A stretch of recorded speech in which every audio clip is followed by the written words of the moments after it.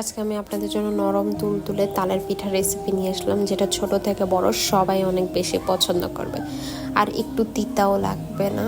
Hello, আসসালামু আলাইকুম, সবাইকে খাদিজা স্টোরিজে ওয়েলকাম করছি।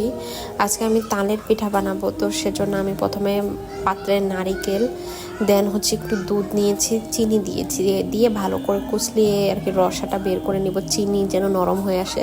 তো এই পর্যায়ে আমি একটু তাল দিয়ে দিলাম। এটা কিন্তু জাল দেওয়া তাল না, নর্মাল যে তালটা থাকে ওইটা।